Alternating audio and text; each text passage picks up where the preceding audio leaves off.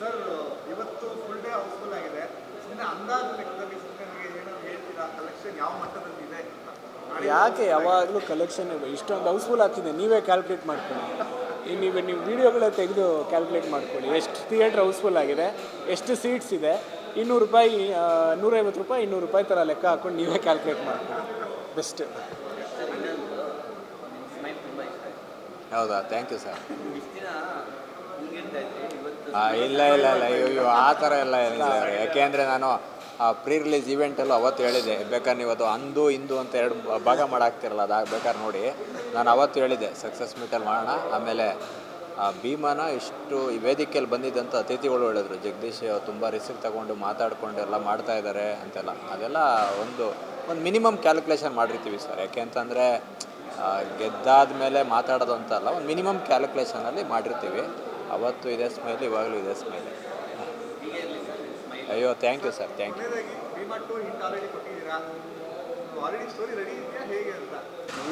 Sir ಈಗ ನಾವು S ಅಂದರೂ ತಪ್ಪು, ನೋ ಅಂದರೂ ತಪ್ಪು. ಯಾಕೆ ಅಂತ ಅಂದರೆ that is complete left to Vijay sir ಅಷ್ಟೇ. Thank you sir, thank you. ನಿಮಗೆಲ್ಲ ಗೊತ್ತೇ ಇದೆ, ಎಲ್ಲ ಕಡೆ ಹೌಸ್ಫುಲ್ ಶೋಸ್ ಇದೆ. All over Bengaluru, all over Karnataka. ನಮ್ಮದು ಪೂನಾದಲ್ಲೂ ಕೂಡ ಹೌಸ್ಫುಲ್ ಆಗಿದೆ, ಚೆನ್ನೈ ಹೌಸ್ಫುಲ್ ಆಗಿದೆ, ಬೇರೆ ಎಲ್ಲ ಸ್ಟೇಟಲ್ಲೂ ಕೂಡ ಹೌಸ್ಫುಲ್ ಆಗಿದೆ ಫಸ್ಟ್ ಟೈಮ್.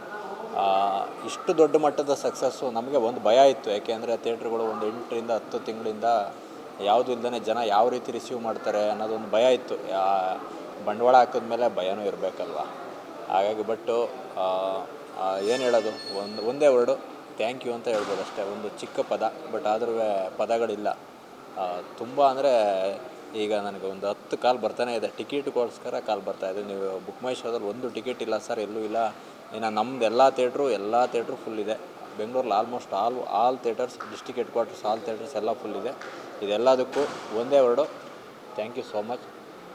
ಎಲ್ಲ ನಿಮ್ಮ ಸಪೋರ್ಟ್ಗೆ ಅಷ್ಟೇ. ಆ್ಯಸ್ ಎ ಪ್ರೊಡ್ಯೂಸರ್ ಆಗಿ, ಆ್ಯಸ್ ಎ ಡಿಸ್ಟ್ರಿಬ್ಯೂಟರ್ ಆಗಿ ನಿಮ್ಮೆಲ್ಲರಿಗೂ ಕೂಡ ಧನ್ಯವಾದಗಳು. ತಮಿಳ್ ಸೆಂಟರ್, ತೆಲುಗು ಸೆಂಟರ್ ಅಂತ ಇರುತ್ತೆ, ಅಲ್ಲೂ ಕೂಡ ಸೋಲ್ಡ್ ಔಟ್ ಆಗಿದೆ. ನಾನು ತುಂಬ ಥರ ಚೆಕ್ ಮಾಡಿದ್ದೀನಿ. ಹೌದು, ಸಮೇತ ಇದೆ. ಒಂದು ಟಿಕೆಟು ಇಲ್ಲ, ಸೋಲ್ಡ್ ಔಟ್. ನಾಳೆನೂ ಹೌಸ್ಫುಲ್ ಆಗಿದೆ. ಸೊ ಇದಕ್ಕೆ ಕಾರಣ ಏನು? ಈಗ ಏನು ಅಂತ ಅಂದರೆ, ಈ ಮೂವಿದು ನಾನು ಕೃಷ್ಣಾಗೆ ಹೇಳಿದ್ದೆ, ಸರ್ ಈ ಸಿನಿಮಾನ ನಾವು ಈ ಡೇಟ್ ಏನಕ್ಕೆ ಮಾಡಬೇಕು ಅಂದರೆ ನನಗೆ ಅದರ್ ಲ್ಯಾಂಗ್ವೇಜ್ ಥಿಯೇಟ್ರುಗಳು ಕೂಡ ಬೇಕು ಅಂತ. ಈಗ ಇಲ್ಲಿ ಸಂಧ್ಯಾ ಅಂತ ಒಂದು ಥಿಯೇಟ್ರಿದೆ, ನನಗೆ ತುಂಬ ಸ್ನೇಹಿತರದು ಮಡಿವಾಳ. ಅಲ್ಲಿ ಸಂಧ್ಯಾ ಅಂತಿದೆ, ಬಿ ನಾರಾಯಣಪುರದಲ್ಲಿ ಪುಷ್ಪಾಂಜಲಿ ಅಂತಿದೆ, ನಮ್ಮದೇ ಅರುಣ ಅಂತಿದೆ ಶ್ರೀರಾಮ್ಪುರದಲ್ಲಿ. ಅಲ್ಲಿಂದ ಬಂದು ನಿಮಗೆ ಮುಕುಂದ ಅಂತ ಇದೆ. ತುಂಬ ಥಿಯೇಟ್ರುಗಳು, KR ಪುರಮಲ್ಲಿ ಥಿಯೇಟ್ರ್ ಇದೆ. ಎಲ್ಲ ಅದರ್ ಲ್ಯಾಂಗ್ವೇಜ್ ಥಿಯೇಟ್ರಲ್ಲೂ ಈ ಸಿನಿಮಾನ ನಾವು ಪ್ಲೇ ಮಾಡಲೇಬೇಕು. ಯಾಕೆಂದರೆ ಇದು ಯೂನಿವರ್ಸಲ್ ಕಂಟೆಂಟು. ಇದು ನಮಗೆ ಎಕ್ಸ್ಪೆಕ್ಟೇಷನ್ ಇದ್ದೆ. ನಾನು ಅಲ್ಲೆಲ್ಲ ಇದನ್ನು ಈಗ ಸಿನಿಮಾ ಹೌಸ್ಫುಲ್ ಆಗಿದೆ, ಹಾಗಾಗಿ ನಾಳೆಯಿಂದ ಹಾಕ್ತೀನಿ ಎಲ್ಲ ಇದನ್ನು ಪ್ಲ್ಯಾನ್ ಮಾಡಿ 1 ವೀಕ್ ಬಿಫೋರೇ ಬಿ ನಾರಾಯಣಪುರ ಥಿಯೇಟ್ರ್ ಓನರ್ ಏನು ಸಿನಿಮಾ ಕೇಳಿಲ್ಲ, ನಾನೇ ಕರೆಸಿ, ಅಣ್ಣ ನೀವು ಈ ಸಿನಿಮಾನ ದಯವಿಟ್ಟು ಅಲ್ಲಿ ಪ್ಲೇ ಮಾಡಿ, ಈ ಸಿನಿಮಾ ತುಂಬ ಚೆನ್ನಾಗಿ ಹೋಗುತ್ತೆ ಅಂತೇಳಿ ಇವಾಗ ಫುಲ್ಲಾಗಿದೆ ಅಲ್ಲಿ. ಯಾಕೆ ಅಂತ ಅಂದರೆ ಈ ಕಂಟೆಂಟ್ ಬಂದು ನಿಮಗೆ ಇದು universal content, there is no language barrier ಅಂತ ಹೇಳ್ಬೋದು ಇದಕ್ಕೆ. ಹಾಗಾಗಿ ಇದು ನಮಗೆ ಎಕ್ಸ್ಪೆಕ್ಟೆಡ್ಡು. ಎಲ್ಲ ಲ್ಯಾಂಗ್ವೇಜಲ್ಲೂ ಸಿನಿಮಾ ಹೋಗುತ್ತೆ, ಬಟ್ ಈ ಮಟ್ಟಕ್ಕೆ ಹೋಗುತ್ತೆ ಅಂತ ನನಗೆ ಗೊತ್ತಿಲ್ಲ. ಬಟ್ ಇದು ಎಲ್ಲ ಲ್ಯಾಂಗ್ವೇಜಲ್ಲಿ ಹೋಗುತ್ತೆ ಅಂತ ಒಂದು ಗೊತ್ತಿತ್ತು, ಒಂದು ಪ್ರಿಡಿಕ್ಷನ್ ಮಾಡಿದ್ದೆ ನಾನು. ಹಾಗಾಗಿ ಇದನ್ನೆಲ್ಲರೂ ಕರೆದು ನಾನು ಸಿನಿಮಾ ಕೊಟ್ಟಿದ್ದೆ.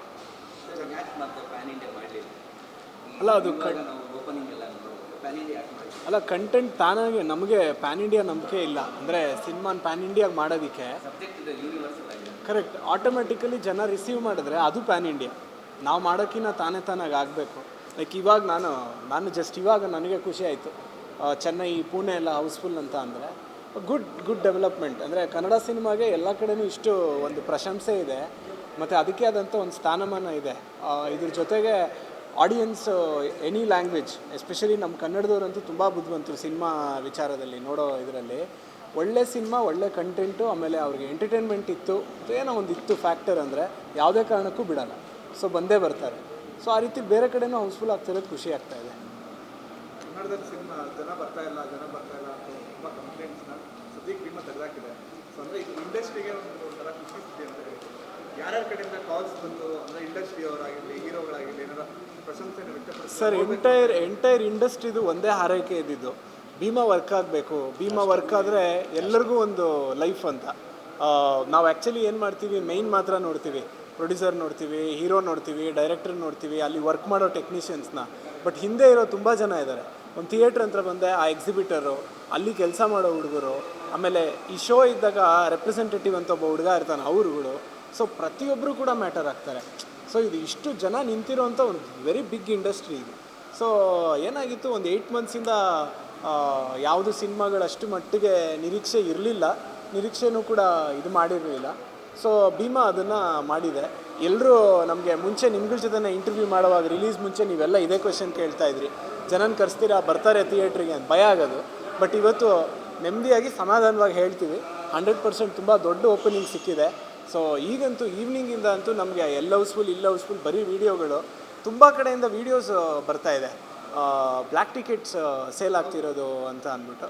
ಸೊ ಇದೆಲ್ಲ ಕೇಳ್ತಾ ಇದ್ವಿ ತುಂಬ ಮುಂಚೆ, ಬಟ್ ಇವಾಗ ಮತ್ತೆ ಅದಾಗಿರೋದು ಒಂದು ತುಂಬ ಖುಷಿ ಕೊಡ್ತಾ ಇದೆ. ಈಗ ಎಲ್ಲಿ ಸರ್ ಅದು ಎಲ್ಲ ಥಿಯೇಟ್ರು ಬ್ಲ್ಯಾಕ್ ಟಿಕೆಟ್ಸ್ ಇದಾಗ್ತದೆ, ಒಂದು ಕಡೆಯಿಂದ ಬಂತು. ಸೊ ಎಲ್ಲ ಕಡೆ ಚೆನ್ನಾಗಿದೆ.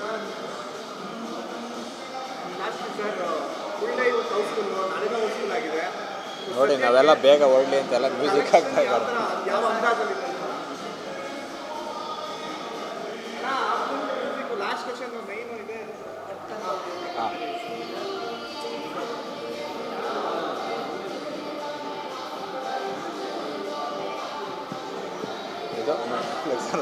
ನೀವೆಲ್ಲಿ ಅವ್ರ ಜೊತೆನೇ ಕಾರಲ್ಲಿ ಬಂದ್ರಾ? ಅವ್ರ ಮನೆ ಹತ್ರ ಬಂದೆ, ಅಲ್ಲಿಂದ ಸರ್ಕಾರದ ಹೊರಟೋಗ್ಬಿಟ್ರು ಅನ್ಸುತ್ತೆ. ಹೋಗಿರಲ್ಲ, ಹೆಂಗೆ ಹೋಗ್ತಾರೆ, ನನಗೆ ಕಾಲ್ ಮಾಡ್ತಾರೆ.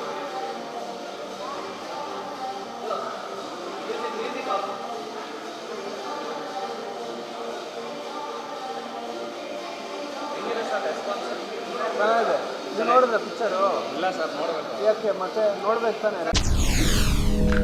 SS TV ಸಿನಿಮಾ ಜಗತ್ತಿನ ಕ್ಷಣ ಕ್ಷಣದ ಸುದ್ದಿಯೊಂದಿಗೆ.